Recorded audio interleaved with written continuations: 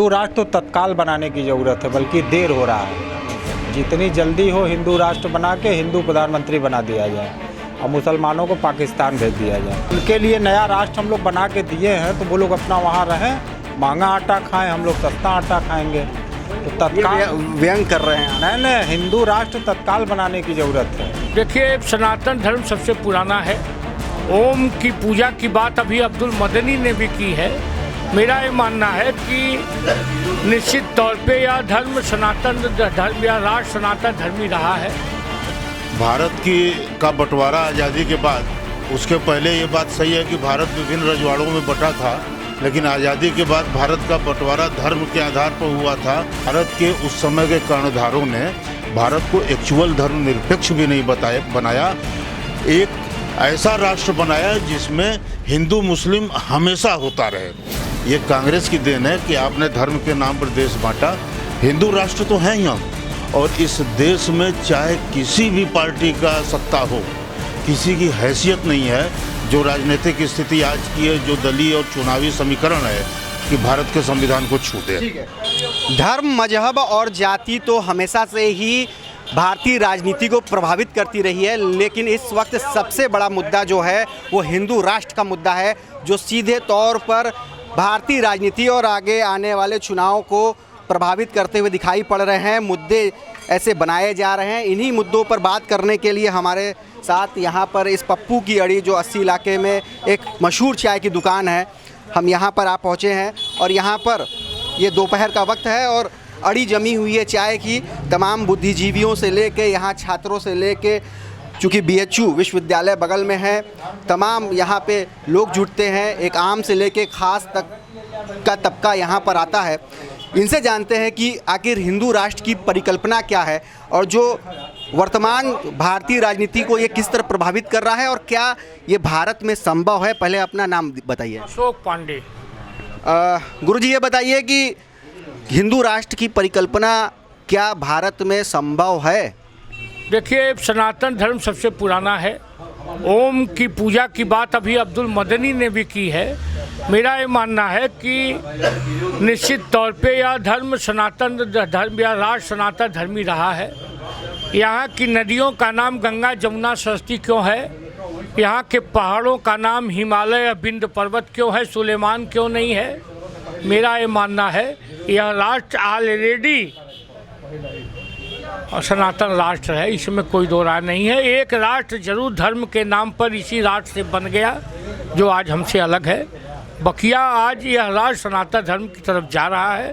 कुछ लोग दिग्भ्रमित करने का प्रयास कर रहे थे, लेकिन जब से वक्त बदला है वो लोग भी अब गंगा स्नान करने लगे हैं, विष्णु का मंदिर बनाने लगे हैं, जय श्री राम कहने लगे। लेकिन इसको कहीं ना कहीं एक कोशिश हो रही है कि हिंदू राष्ट्र को कानूनी जामा पहनाया जाए, इसको बाकायदे, इसको संसद में इसके लिए कोई कानून पास हो, तब माना जाएगा कि हिंदू राष्ट्र वास्तव में घोषित हुआ। भले ये माना जाए कि सनातनियों का ये देश रहा है, भारत रहा है। तो क्या कहेंगे, इसकी ज़रूरत है अभी, हिंदू राष्ट्र की ज़रूरत का वक्त आ गया है? पहले अपना नाम बताइए। मैं सुनील कुमार मिश्रा। देखिए, धर्म के बिना किसी राष्ट्र की आप कल्पना नहीं कर सकते। नास्तिकता भी अपने आप में एक धर्म है। भारत का बंटवारा आज़ादी के बाद, उसके पहले ये बात सही है कि भारत विभिन्न रजवाड़ों में बटा था, लेकिन आज़ादी के बाद भारत का बंटवारा धर्म के आधार पर हुआ था। किसी न जाति के आधार पर हुआ था, न अन्य किसी आधार पर हुआ था। उस समय भारत ने एक इस्लामिक राष्ट्र का जन्म दिया और भारत को आपने धर्मनिरपेक्ष राष्ट्र बनाया। ठीक है, धर्मनिरपेक्ष बनाया, मुझे कोई आपत्ति नहीं, लेकिन आप एक्चुअल धर्मनिरपेक्ष भी बनाए होते तो आप भारत के साथ न्याय किए होते। लेकिन भारत के उस समय के कर्णधारों ने भारत को एक्चुअल धर्मनिरपेक्ष भी नहीं बनाया, एक ऐसा राष्ट्र बनाया जिसमें हिंदू मुस्लिम हमेशा होता रहे। ये तय है, हिंदू हो या मुसलमान हो, खाएगा अपने कर्म का, मेहनत करेगा तो खाएगा। न कोई नेता देगा, न कोई मंदिर भोजन देगा, न मस्जिद देगा। लेकिन राजनीतिज्ञों की रोटी इसी पर चलना था। ये कांग्रेस की देन है कि आपने धर्म के नाम पर देश बांटा। हिंदू राष्ट्र तो हैं ही हम, आप देख लीजिए कि इस्लाम का उम्र कुल कितना है, अगर उनके हिसाब से देखा जाए। क्रिश्चियन का उम्र कितना है, और सनातन हम आदिकाल से मानते चले आ रहे हैं, तो हम आज भी सनातनी हैं। हम ये तो कितना मानने से कौन रोक रहा है, लेकिन यहाँ बात हो रही है कि हिंदू राष्ट्र इसको बनाया जाए कि नहीं। हिंदू राष्ट्र बनाया जाए, ये इसलिए संभव नहीं है कि भारत के संविधान में आमूल चूल परिवर्तन करना पड़ेगा, और इस देश में चाहे किसी भी पार्टी का सत्ता हो, किसी की हैसियत नहीं है जो राजनीतिक स्थिति आज की है, जो दलीय और चुनावी समीकरण है, कि भारत के संविधान को छू दे। ठीक है, किसी की हैसियत नहीं है और भारत के संविधान इसकी इजाज़त नहीं देता है, बहुत कुछ परिवर्तन करना पड़ेगा, इसलिए हिंदू राष्ट्र यहाँ पर बनना संभव ही नहीं है। पहले अपना नाम बताइए।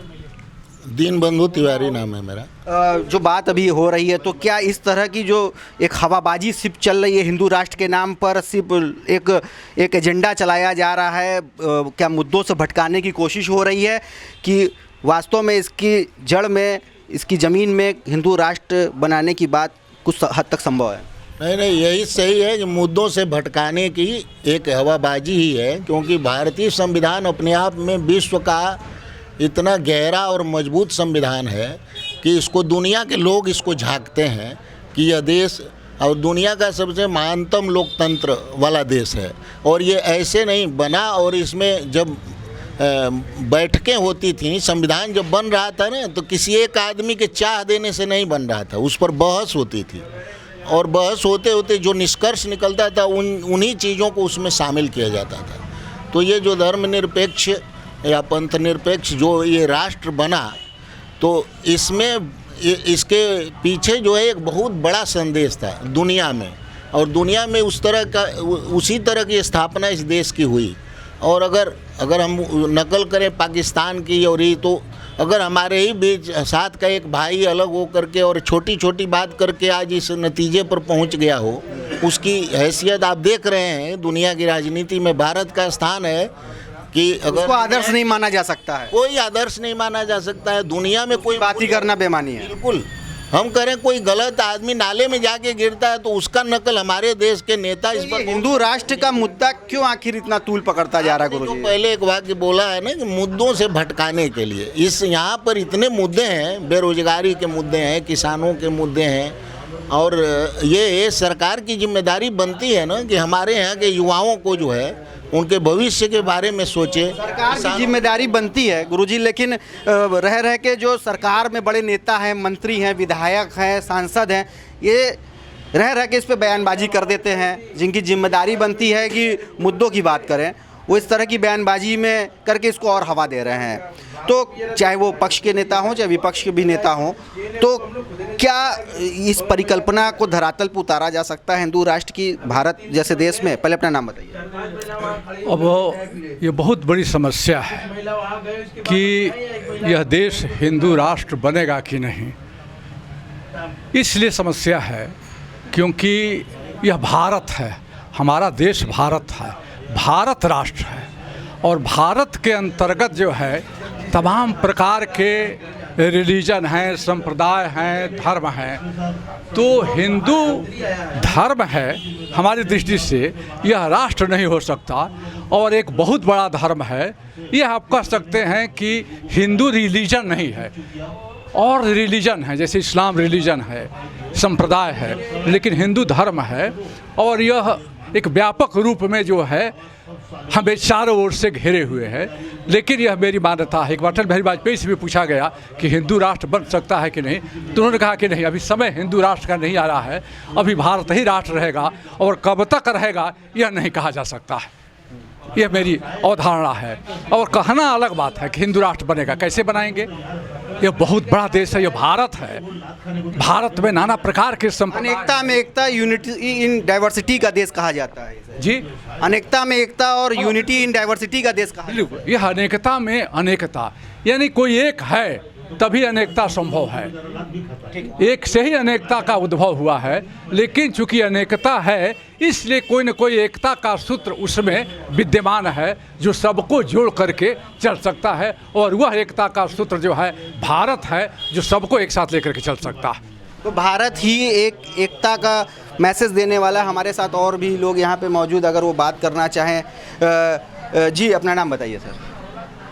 अब इन लोगों से बात ठीक है, तो हमारे साथ एक बहुत खूबसूरत यहाँ पे मैसेज दिया है इस बनारस में पप्पू की अड़ी चाय की जो चर्चित दुकान है। हमारे साथ और भी लोग हैं, इनसे बात करते हैं कि जिस तरह से बात हो रही है हिंदू राष्ट्र की, तो क्या ये संभव है देश में? नहीं, हिंदू राष्ट्र तो तत्काल बनाने की ज़रूरत है, बल्कि देर हो रहा है। जितनी जल्दी हो हिंदू राष्ट्र बना के हिंदू प्रधानमंत्री बना दिया जाए और मुसलमानों को पाकिस्तान भेज दिया जाए। अच्छा, क्यों आखिर फिर उनके लिए नया राष्ट्र हम लोग बना के दिए हैं, तो वो लोग अपना वहाँ रहें, महंगा आटा खाएं, हम लोग सस्ता आटा खाएंगे।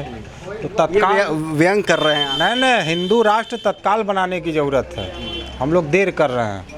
तो आप प्रयास करिए कि जितना जल्दी हिंदू राष्ट्र। अपना देश तो अनेकता में एकता के लिए जाना जाता है, इसकी खूबसूरती ही यूनिटी इन डाइवर्सिटी पे है। अनेकता रहे, लेकिन हिंदू राष्ट्र है उसी में अनेकता रहे, वो झलरी की तरह और सब धर्म रहे, मेन धर्म अपना हिंदू रहे। तो हिंदू कहीं डोमिनेट नहीं करेंगे अन्य धर्म? क्यों करेंगे? हिंदू तो सहनशील है, वो तो सबका सम्मान करता है, तो ऐसा हमें कोई दिक्कत नहीं है। राष्ट्र हिंदू रहे, सभी धर्मों के लोग रहें, कोई दिक्कत नहीं है। लेकिन तत्काल हिंदू राष्ट्र, काल देर ना हो, 5 साल के अंदर हिंदू राष्ट्र, उससे मुद्दे खत्म हो जाएंगे, सारे मुद्दे खत्म हो जाएंगे। हिंदू राजा रहेगा, बाकी लोग प्रजा रहेंगे। सही उससे बेरोजगारी, भूखमरी और महंगाई, ये सब समस्या खत्म हो जाएंगी। महंगाई, भ्रष्टाचार सबसे ज़्यादा एशिया के अन्य देशों में, यहाँ तो बहुत सुख शांति है, आप पता लगा लीजिए। तो बनारस के इस पप्पू की अड़ी से मिलीजुली प्रतिक्रिया रही और लोगों ने यह भी कहा कि हिंदू राष्ट्र बनना चाहिए। तो कई विद्वानों ने यह बताया कि भारत जैसे देश में जहां एक अनेकता में एकता का देश है, वहां ऐसी कल्पना नहीं की जा सकती है। रोशन जायसवाल, वाराणसी।